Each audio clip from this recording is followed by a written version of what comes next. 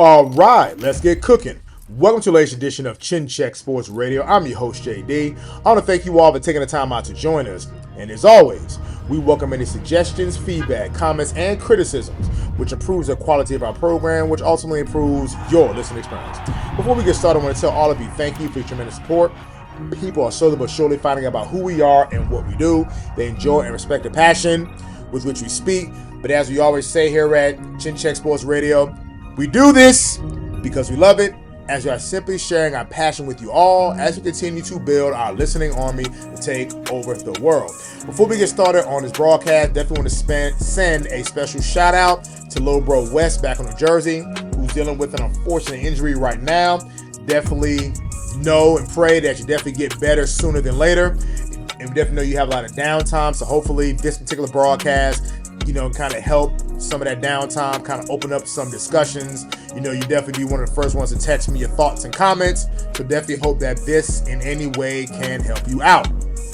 We definitely know it's been a while that you have not heard from us. Of course, as life starts lifing, get busy with job and other responsibilities. But of course, we definitely kept our eyes on the prize in the boxing world. And we're definitely going to be coming up with some other broadcasts, coming up things, fresh ideas that we have come up with.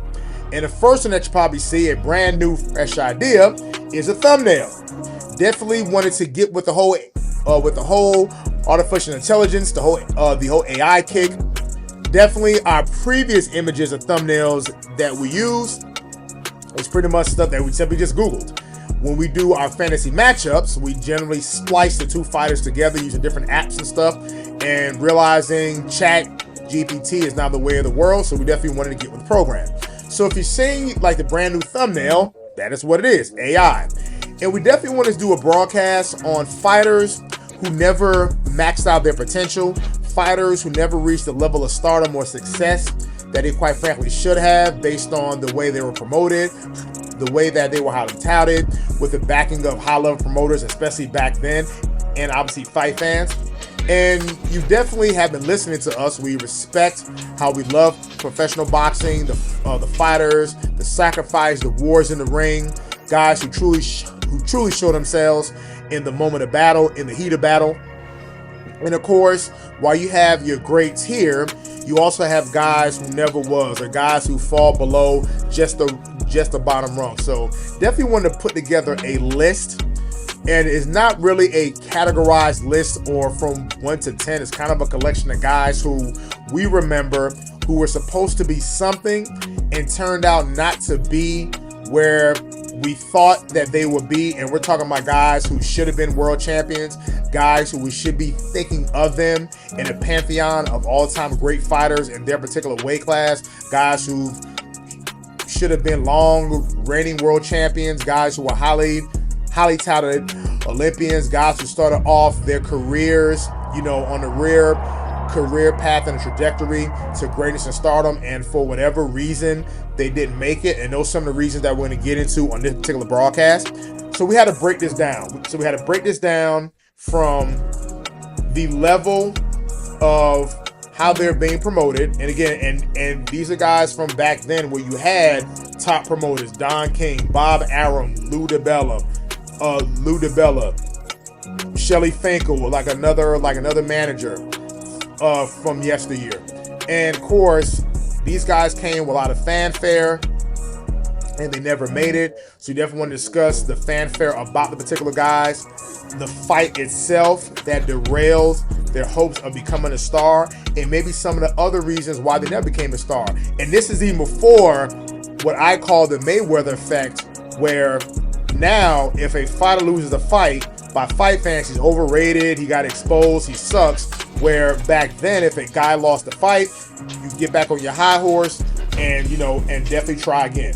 But, so we definitely want to definitely discuss that, so it should be a fun broadcast. So first up that we're going to discuss is Ricardo Williams Jr. So Chin Check Radio, you're probably asking, who in the world is Ricardo Williams Jr.?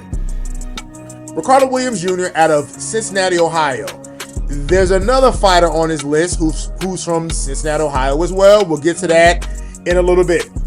Ricardo Williams is part of the 2000 U.S. men's Olympic boxing team in Sydney, Australia. He was part of 12 fighters, 4 of them won medals. One guy was Clarence Untouchable Vincent, who won a bronze medal at 119 pounds. Who did he lose to on path to winning a bronze medal? Gold medalist, and he might sound familiar to some of you all, Guillermo Rigondeaux. Rocky Juarez won a silver medal at 125 pounds. Ricardo Williams Jr. won a silver medal at 139 pounds. And Jermaine Taylor, yes, that Jermaine Taylor, who will go on to defeat Bernard Hopkins to win the Undisputed Middleweight Championship, won the bronze medal at 156 pounds. I can make an argument we could have thrown Clarence Vincent on the list. He only went 17-2. Rocky Juarez lost a unanimous decision to a Humberto Soto in August of 2005 at 23-0 and never quite recovered after that. Lost to the top guys in that weight class, the Barreras, the Juan Manuel Marquez. He lost to those guys. Jermaine Taylor, the heights of beating Bernard Hopkins twice, and it pretty much went all downhill from there. But we definitely want to focus on Ricardo Williams, who never even reached those heights. So Ricardo Williams was seen as a slick boxer. Hell, they called him Slick Ricky. He was given a $1.4 million signing bonus by Lou DiBella. And definitely known for slick boxing. Again, that's why you call him Slick Ricky. Power in his fists. But there was also questions about his commitment to training. Now, and let's not forget, who was also on that Olympic boxing team, former 168-pound tireless Jeff Lacey, and one Calvin Brock, I think the boxing banker who once fought Vladimir Klitschko for the heavyweight championship. I'm going to say either in 2005 or 2006. Wes, remember we watched that fight together. And that was in Madison Square Garden, where he suffered a quite frankly, a brutal knockout. So keeping on with Ricardo Williams Jr. Ricardo Williams started off, again, as a highly touted professional fighter. Then he stepped into the ring with who did he fight that cost him that decision?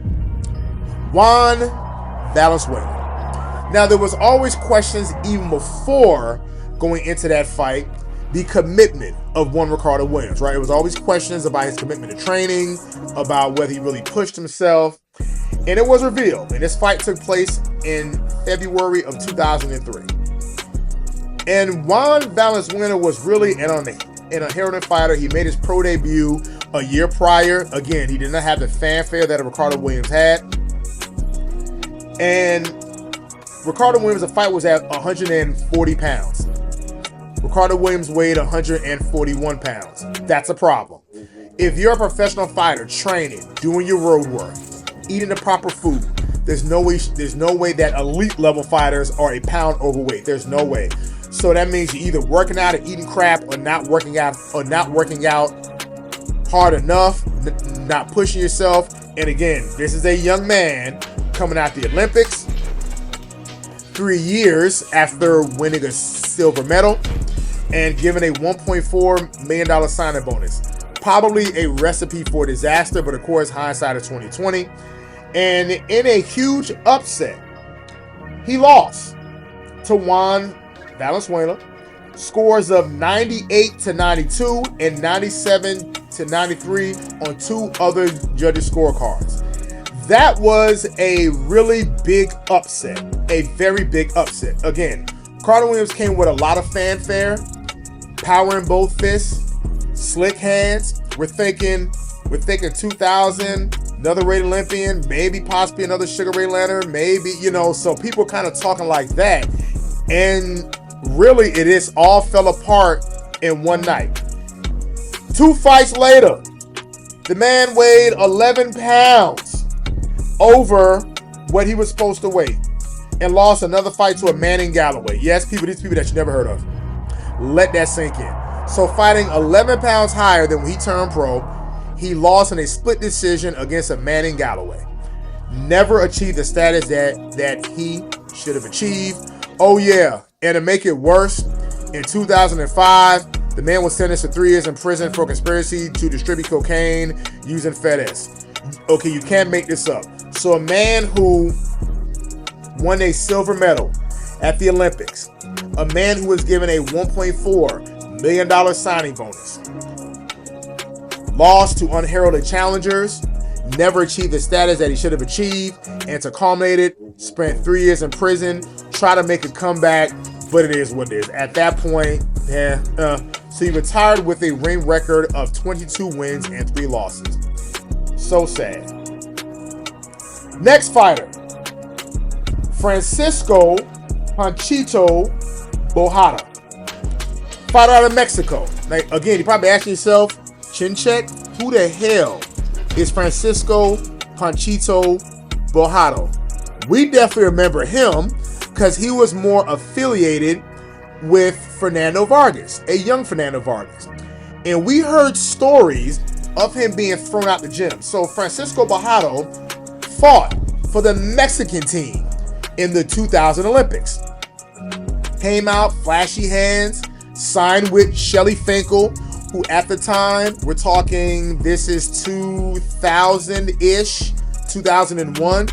This is Shelly Finkel, who managed Fernando Vargas. This is Shelly Finkel, who managed Zab Judah. This is Shelly Finkel, who managed Mike Tyson. Probably at that time, it was a good decision, but considering what happened to the fate of those 3 guys, maybe that should have been a harbinger of things to come. So Francisco Bojado was seen as another young rising Mexican star, untapped potential, could have been a world champion, and he loses in his 10th professional fight, where he was 9-0 in February of 2002 against Juan Carlos Rubio. Yes, people, you probably never heard of Juan Carlos Rubio, but again, that was a major upset because that was a unanimous decision loss in the 10th round, and that was seen as a huge upset. And one Panchito Bojado never ever achieved the status that he was supposed to get. He did avenge the loss in November of 2003. So where he beat Juan Rubio in a rematch, but he never fought anybody of note.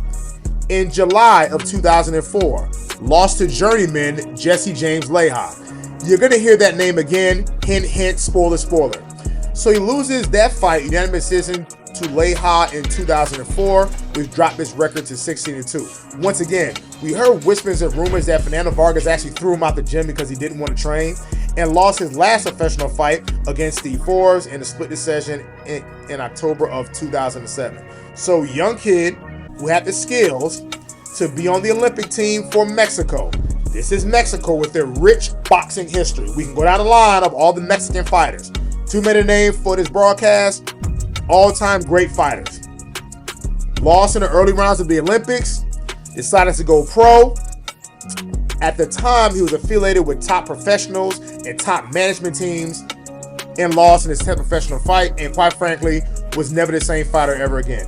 This is what happens when young people are given a lot where there's so much expectation. And again, he was a young man, so let's really not forget this. We're talking he was 18 years old when he had his first professional fight. That's something where you have to keep people focused. You really have to keep people locked in. He was 19 when he fought Rubio. Quite frankly, and that's what happened maybe with Fernando Vargas, he was not ready. He physically was not ready. His body, actually, even going back and watching that fight, he really didn't look in shape in that fight. But that's something where you have a young fighter, you have to keep them focused. They try to keep them active as much as they can, but it was something lacking in his training that caused his downfall, and he never was that great of a fighter again. We're going to keep it on to the Olympic team in 2000. Next fighter up is going to be Audley Harrison, who won a gold medal in the 2000 Olympics out of Great Britain. Now, you're thinking to yourself, well, wait a minute, isn't there another English fighter that won a gold medal even though he was of British descent, but this fighter won a gold medal fighting for Canada, and that would be the former undisputed heavyweight champion of the world, one Lennox Lewis. Now, when Audley Harrison won the gold medal in 2000, this is really as Lennox Lewis is starting to define himself as a top heavyweight of his particular era. He has already beaten Evander Holyfield officially once, really twice. for the heavyweight championship of the world, well, the undisputed heavyweight championship of the world. And so this is as Lewis is starting to establish himself as a top professional fighter. Again, the best heavyweight of his era. He still hadn't fought Tyson yet, but again, he was starting to make his mark. And Ollie Harrison winning the Olympics. So you will maybe think that this is the next great possible British heavyweight. Again, winning a gold medal in the Olympics 8 years after Lewis won a gold medal back in 1992. So the sky's the limit for Ollie Harrison. Well, Ollie Harrison started off 19-0 before losing to Danny Williams. If the name, and that fight happened December of 2005. If the name Danny Williams sound familiar, that is a guy who beat Mike Tyson in July of 2004, I believe in Mike Tyson's next to last fight. Tyson came out first round, rocked Danny Williams. Danny Williams withstood the early barrage from Tyson, came back to pretty much batter Tyson. Tyson couldn't get up, and he pretty much laid there on the ropes and got knocked out. When Danny Williams beat Mike Tyson, that got him a #1 contender shot against then heavyweight champion Vitaly Klitschko. He was pretty much whipped from pillar to post in December of 2004. A year later, he's beaten Ollie Harrison by a split decision. And folks, Ollie Harrison never achieved the status that he should have. He never reached the heights that he should have. And that's sad. Again, with his type of Olympic pedigree, gold medals, he should have done more than what he became. He just never became that guy, and that's real unfortunate. And his career from that point was losses. The very next fight was a loss against Dominic the Southern Disaster win. We have other fights lost against Martin Rogan, Michael Sprott. Who the hell are these people? A TKO loss. At this point, he's an older fighter, losing to David Haye, who once challenged Vladimir Klitschko for the title. So he just wasn't the same. I mean, it's just one of those. He never achieved the status. Gold medalist in the Olympics, coming from Great Britain, could have been under the tutelage of one Lennox Lewis. Well, let me phrase that. He could have followed the path of one Lennox Lewis and maybe been an all-time great champion, and has never materialized for whatever reason. Next up, Hector Camacho Jr. Now, Hector Camacho Jr., he's the son of the late great Hector Camacho Sr. And he came out with a lot of fanfare, very flashy like his dad, pretty much trying to follow the blueprints, of his father and stuff like that. Flashy sales, being loud sales, and all that good stuff. And pretty much he was on a decent career path, had a decent fight, and what pretty much the rails came off was a fight in July of 2001 against Jesse James Leija. We told you that you would hear that name again. So Jesse James Leija, again in New York, was fighting Camacho Jr. There was an accidental headbutt where it looked like that now Leija was starting to turn the tide of that fight. And from all appearances, it looked like that Camacho kind of quit in that fight. That he kind of quit. He knew that he was up against it. The headbutt, yeah, it was a bad headbutt and cut, but it wasn't really that bad. He kind of used that kind of as an excuse to kind of get out of the fight, and I remember it was a bad look for one Camacho, and he never really could get over that. Now, a part of that, I think, that was still a lot of residual from who his father was, and what's those saying, the sins of the father fall upon the son. And I think that's where a lot of the scorn and the vitriol came against Camacho Jr. for that fight, because it appeared that he kind of quit on his stool and stuff like that. And I definitely remember the HBO analyst was like really going in on him about that. And what pretty much really derailed it was in March of 2002, lost to, you could really say, fringe contender Omar Wise, and really at that point wasn't really seen up there, was never really seen from again. Pretty much fought in the backwoods of boxing, and that's pretty much all you heard from Hector Camacho Jr. Next up, folks, this is fun. Like, we are really having a good time with this. Next up, Ike Ibeabuchi. Ladies and gentlemen, if you put together a heavyweight in a laboratory, that would be Ike Ibeabuchi from Nigeria. Akibe Ibuchi is the ultimate question of what could have been. Now, he rose up in the era of the late 90s, where now we're kind of getting towards the end of the Tyson era, the end of the Holyfield era. Because again, now they weren't really at their prime, so it's kind of the end of the era. Lennox Lewis is starting to establish himself as the best fighter of that era, right? Okay, stop me if you heard this before.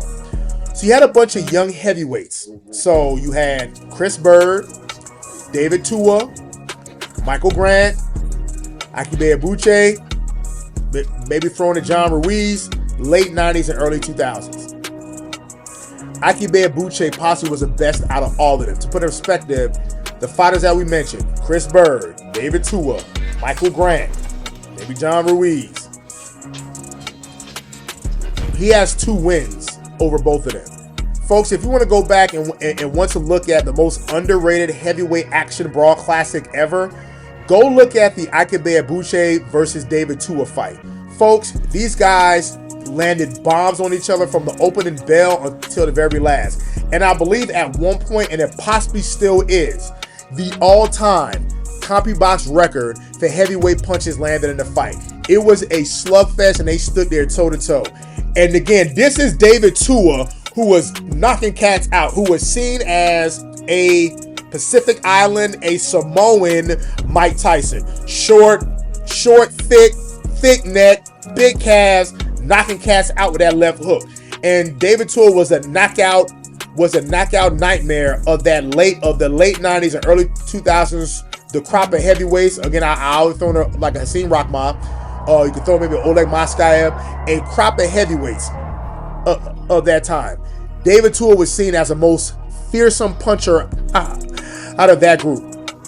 Akibe Ibuchi withstood those bombs and beat David Tua in a slugfest. Again, go back and look up an underrated heavyweight classic. Was that fight right there? So Akibe Ibuchi then fights the aforementioned Chris Bird, who will later go on to win a version of the IBF Heavyweight Championship. And unfortunately, with Akibe Ibuchi, he had mental issues, some serious mental issues. He wanted people to refer to him as the president. He would wield knives at dinner to discuss deals. At one point, he kidnapped some former girlfriend's son that got into a car accident. So the man clearly had mental issues. His last professional fight before and we'll talk about the reasons why, March of 1999 against one Chris Bird. Knocked him out in the 5th round and knocked Chris Bird silly. By the way, that Tua fight was June of 1997. So he beats Chris Bird in March of 1999, and it was a brutal knockout. Chris Bird, moving up from the light heavyweight to the cruiserweight division, was a shifty, slick boxer. Didn't have a lot of power, but he was a smaller heavyweight. But definitely had great movement of the upper body. And Akibe Ibuchi blasted him with a hard punch while Chris Bird was trapped against the ropes. And you saw Chris Bird on rubbery legs. I'm talking about the spit coming from his mouth and everything was wobbling on his feet. Akibe Ibuchi traps him against the ropes, lands a few more hard blows, and scores a knockout in the 5th round. That Chris Bird, he protested the stoppage. But either way, that was a huge victory at that time. And again, Akibe Ibuchi was a guy, big, wide shoulders, muscular build, chiseled out of granite, from Nigeria. He could have been something. This is before guys like Sam Peter, who's the other French contender, Duncan Dokiwari. So he should have been something. He should have been in the mix to see who would have been the top guy to challenge Lennox Lewis. Again, he already has wins against David Tua. He had a knockout win against Chris Bird. He should have been the guy to fight one David Grant to see who was going to challenge Lennox Lewis. Not saying he would have beaten Lennox Lewis. I think Lewis at that time was already a top professional, established, definitely under the tutelage of the late Emmanuel Stewart. But it's interesting what would have happened. Unfortunately, due to his mental illness and numerous crimes, he was sentenced to prison. 14 years in prison to be exact. Got out of prison, was rearrested on another old probation warrant, and was eventually deported back to Nigeria. So here's the ultimate what if. What if he didn't have the mental illness? What if he would have stayed focused? What if? And we'll just never know. We only can fantasy book those matchups. We stated this previously. If you go back and watch Creed 3, with Jonathan Majors. His character, Diamond Dame or whatever, we feel that was loosely based on Ike Ibeabuchi. Because remember, that character in the movie, his backstory, he was a highly rated amateur fighter. I think the best amateur fighter of all time, was destined to go pro. Due to that whatever gun incident, obviously you watched the movie, he had an incident with a firearm and was sentenced to 18 years in prison. He came out of prison, got with the character of Adonis Creed. They rekindled their friendship, quote unquote, to get back into boxing. Ike Ibeabuchi, we really believe that was loosely based on him. A guy who was a highly touted heavyweight, beat two of the top heavyweight contenders, quite frankly convincingly, and really should have been in line for a title shot, and just could never just get over the hump. So it's very unfortunate what he could have became. Definitely could have gave Lennox Lewis a tough fight. If you wanted to fantasy book that matchup, Lewis definitely would have won that fight because, again, he was a better boxer. He would have used his jab and stuff like that. I think he would have stayed away from Ike's power, but definitely with Lewis, that jab and that right hand, we felt that he would have done enough to beat Ike Ibeabuchi, but definitely would have been an interesting fight to see. But of course, we'll never know because he never reached that status. Next up, Riddick Bowe. Oh yes, so if you say, well, chin check, how do you say Riddick Bowe never reached his fullest potential? Okay, well, let's really break this down. Riddick Bowe won the heavyweight championship in 1992 in an all-time classic war against Evander Holyfield. All-time classic war. Obviously, on the backstory, Tyson loses to Douglas.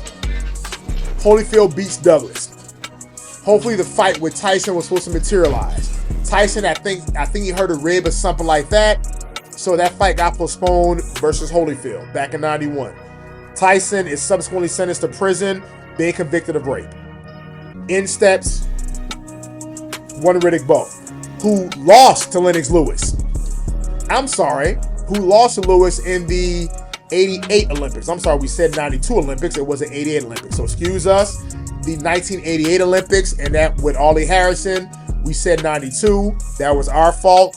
So definitely the 1988 Olympics. Because Lewis at this time in 92 was already a top heavyweight contender coming up. So excuse us for that.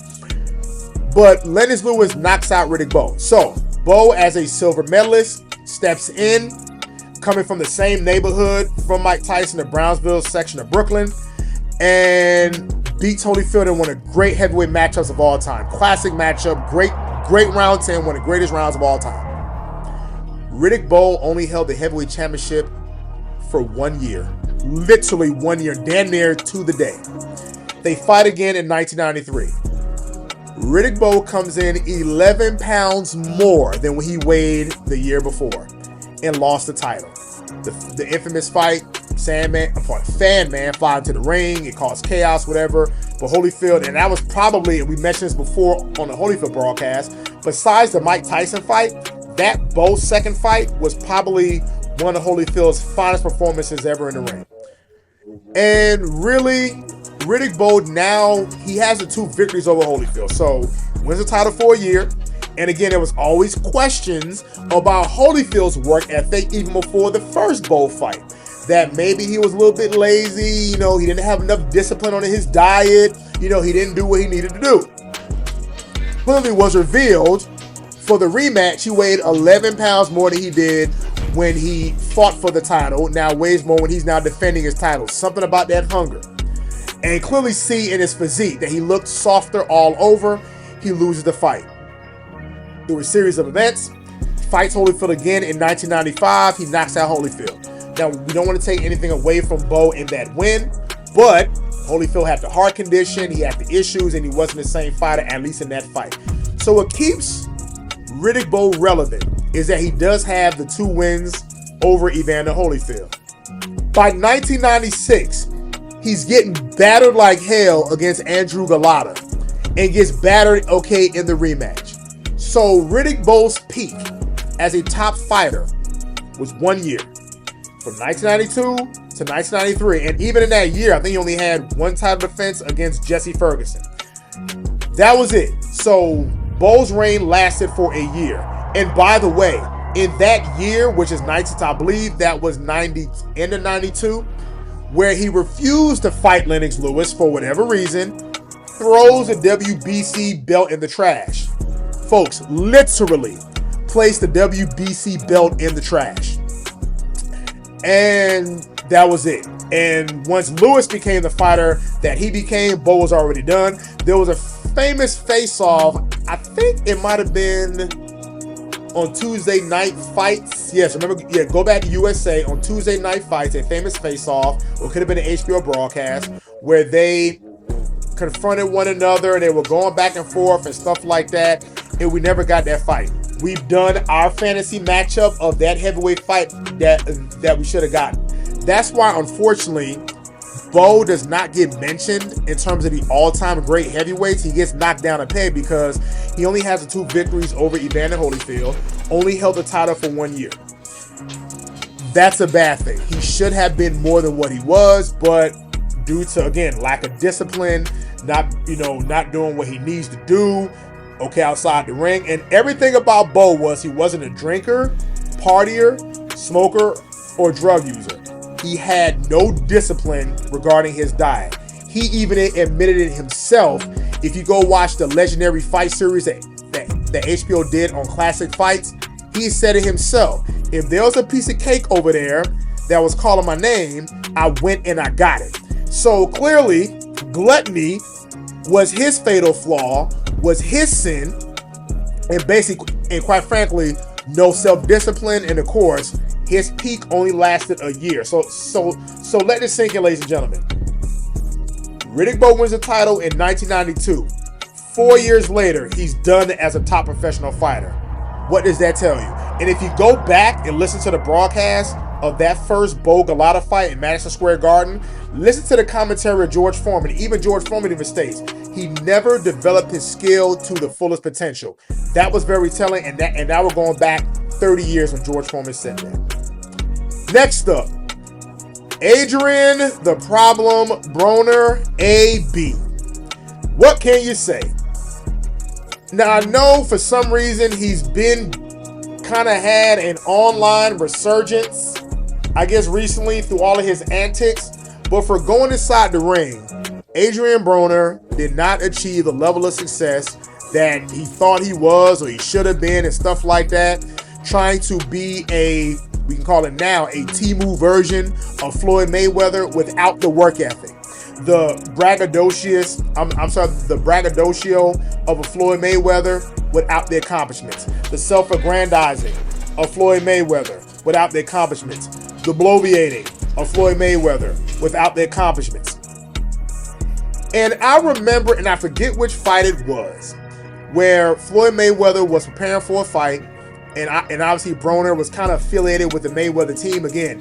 He's also from Cincinnati, Ohio. Remember we mentioned like Ricardo Williams, another fighter on here was from Cincinnati?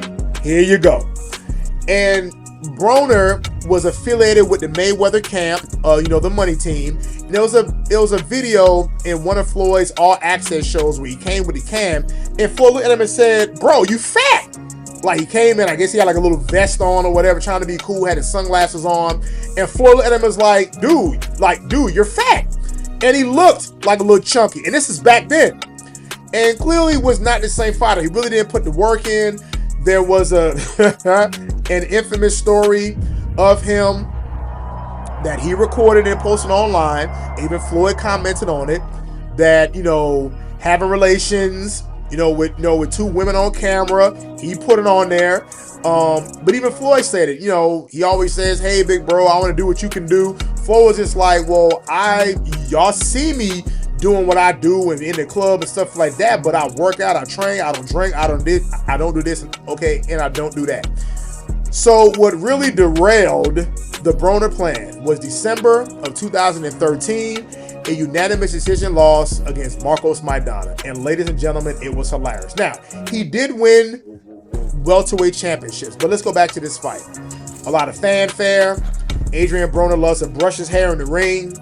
Okay, after his fights, at one point, asked his girlfriend, who she thought he was going to propose marriage to her, asked her, "Baby, will you brush my hair?" So that's a fighter that we're talking about. And in that Maidana fight, he talked big, talked tough, and I believe the fight was on Showtime. Talked big, talked tough, what he was going to do. He was going to do this, he was going to do that. At one point in the ring, he had a little thing where if his back was toward a fighter, he would reach over his shoulder and punch the guy in the back of the head, and he got behind Maidana at one point. He got tangled up and acted like he wanted to dry hump him from behind, stuff like that. In that second round, boy, everything changed. Gets caught with a sloppy left, a sloppy punch right to the chin, and literally falls straight down. I mean, it was a serious knockdown. It wasn't like a crisp shot like dude put, like, you can tell the fighter put his all into that punch. It was kind of like a sloppy punch right to the sweet spot of the chin, and you saw Broner just fall straight back into the ropes. He gets up on Dream Street, and literally he was not the same fighter, and that man got the hell beaten out. We're not trying to laugh. And that man got the hell beaten out of him, in that fight. And a lot of people took joy in watching that man get beat up because, again, you're coming with all the mouth of Floyd Mayweather, but not necessarily the accomplishments of one Floyd Mayweather. And that man got the hell beaten out of him from pillar to post. I'm talking about the fight wasn't even close. And I believe there was a second knockdown as well, I'm going to say, in the later rounds. So he was knocked down twice by Maidana in a huge upset. Because really, at this time, Maidana is more seen as like a, tough guy, contender. I'm not going to say a journeyman just yet, but that top contender guy who was supposed to be maybe a step up in competition, a stepping stone to maybe bigger and greater things. And that fight pretty much started the Adrian Broner Express going downhill. Lost in June of 2015 to Sean Porter, and it started racking up losses. A unanimous decision loss to Mikey Garcia, got beat up by Manny Pacquiao. So really, after that Maidana fight, people never really took Adrian Broner seriously again. Now, if you let people tell the story, or let him tell the story, he won X amount of titles and X amount of weight classes and stuff like that. But folks, the man does not have anybody of note. Daniel Ponce de Leon, Jason Litzow, Eloy Perez, Vicente Escobedo, Antonio DeMarco. Folks, these folks are unheralded. His biggest name that he beat was Paulie Malignaggi, and that was by a split decision. The very next fight, he's getting beat up by Marcos Maidana. That's a prime example where you don't put the work in, where you want the trappings of success without putting the work. The only place that success comes before work is in the dictionary. And that's a quote. That's the only place. He never put the work in. Never. And again, he was that Midwestern fighter, tried to utilize a version of the shoulder roll. Again, a Floyd Mayweather light without the work ethic of Floyd Mayweather. And Floyd Mayweather even said it best. He didn't have the work ethic like I did. Of course, he's the type of guy, you're a hater, you're this, you're that. He might probably hear this broadcast and might maybe cuss us out. But he never achieved the status that he really should have achieved, and that's really due to his own making. Instead of just being a top fighter and focusing on boxing, he's worrying about everything else, gaining weight between fights and everything else, and he just never was that guy. So again, he's been recently, I guess apparently he's on social media with some other guy, and he's making a name for himself for anything other than boxing. I remember talking with another supporter of the program. We're talking, and he was like, well, maybe Broner could make a comeback, stuff like that. I just like his best years is back in the 2010s, and we're already damn near getting ready to hit 2030. That's it. He might as well just stay boxing, to just stay in shape and lose weight. And look at him now. He got a gut and everything else with it. So, no. But we're talking about he never achieved star status that he should have. Last one up, Deontay Wilder. Probably asking yourself, Chin Che, why Deontay Wilder? Let's really talk about this. Deontay Wilder was a bronze medalist in the Olympics. So clearly, there's boxing pedigree there to become a bronze medalist. So clearly, they're okay, there's skills there. Now, maybe he could have been knocking cats out, and we're talking the 2000 Beijing Olympics. So we're going to give him his credit. He beat guys. It is what it is. So being an Olympian is nothing to sneeze at. He won a bronze medal. He was the third best fighter in the world at that Olympics, of his weight class. So we're not going to sneeze on that. Clearly there's some level of discipline that kind of gets to that level. But then he become a professional. And you start knocking people out. And you never develop your skill set. And yes, Deontay Wilder was putting guys to sleep. He is a charismatic guy. Now, to really put this in perspective, Deontay Wilder was seen as the guy, the next great American boxing star. We're talking from the 2010s. So now, let's really put this into perspective. There was a European dominance of the heavyweight division from Lennox Lewis that transitioned to not one but two of the Klitschko brothers. So pretty much from 1999 really until the 2010s, there was no big American boxing star. Again, Mike Tyson was an older fighter. He was not the same fighter he was. Other guys, Michael Grant was not that fighter. Chris Bird was not that fighter. Dominic Southern Disaster Gwynn was not that fighter. John Ruiz. You have Roy Jones, who moved up in weight class, but then of course he moved back down in weight class. He wasn't the same fighter. But we mentioned Calvin Brock, Chris Bird. So again, there were American heavy, Layman Brewster. American heavyweights, even though he did have a win against Klitschko, that was more seen as a fluke. But we really had a European reign of heavyweight boxing damn near a decade. Deontay Wilder comes, loud, deep voice, big guy physically. The hammer of Thor in his hands, knocking cats out. And when I mean knocking cats out, first, second, third round, knocking guys out. So Deontay Wilder wins the WBC championship in January of 2015. Now, even though he's knocking guys out, this is why we always say, especially when we do our Dallas Cowboys broadcast, we don't gloss over wins, where you can look at a win to say, we won the game, but there are some things that could have cost us. Same thing with Deontay Wilder. We kept saying it. Even though he's winning these fights and knocking guys out, his technique does not seem to be improving. If anything, he's getting sloppier and sloppier and sloppier. I kept saying that, even though he's winning. But people said, oh, you don't know what you're talking about. You're hating. He's winning fights, and that's all that matters. We agree to a point, but we also can see when you go down the road of destruction. Go see Mike Tyson. Became a knockout headhunter. He was not the same defensive scientific fighter who set up combinations under Cus D'Amato, Teddy Atlas, and one Kevin Rooney. He became a headhunter, and he was not the same fighter again. We kept watching it with Deontay Wilder. He's getting away with it because his power is making up for his deficiencies inside the ring. But like with any professional fighter who has knockout power, you are not going to knock everybody out. Deontay Wilder has one of the highest KO percentages in heavyweight boxing history. No questions asked. We're talking about along the same lines of a Tyson, or like an Ernie Shaver or George Foreman. Iron hitting his fist. But what happens when you hit a guy with your best Sunday punch and he keeps coming back at you? And we kept saying that even though he's winning these fights, he looks sloppy. His technique does not seem to be improving. So now, we can touch on some major fights here. Great fight against...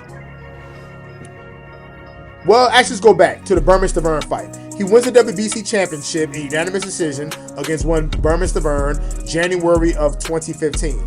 Fights Stavern a rematch November of 2017, knocks him out in a brutal knockout in the first round.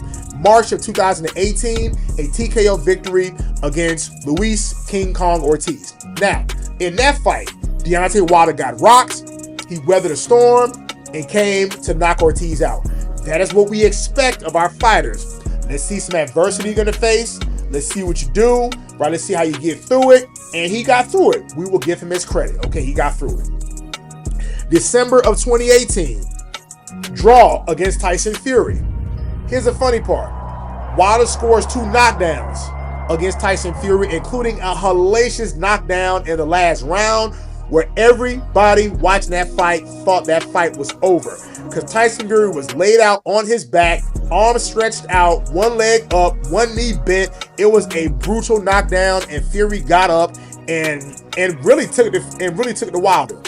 The fight was a draw. Now, we think Fury actually won more rounds in that fight. Actually was kind of finding his footing. Now, to put in perspective, this is Tyson Fury, who was the Lanil heavyweight champion of the world, the man who beat Klitschko, who beat Vladimir Klitschko, but due to his, I'm gonna say mental illness, but personal issues, stepped away from the ring, gained weight, came back, fought his way back, and stuff like that.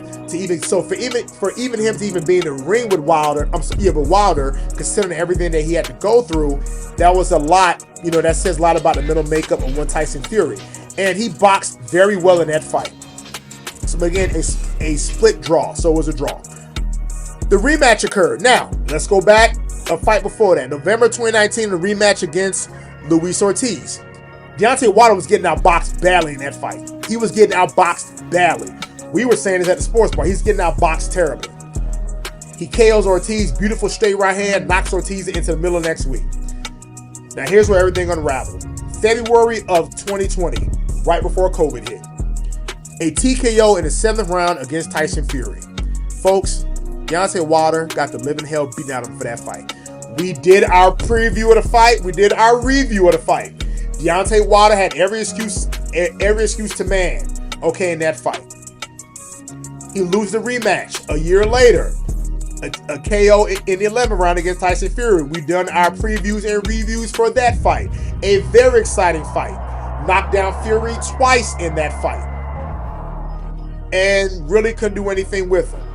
Now you're probably going to ask, what happened? Go back and listen to our previous broadcast that we've done on Deontay Wilder, where we quoted an article written by his former trainer, well, not written, but an interview that was given by his former trainer, Mark Breland, who stated, and we gave it a whole backstory of Mark Breland, one of our best amateurs of all time.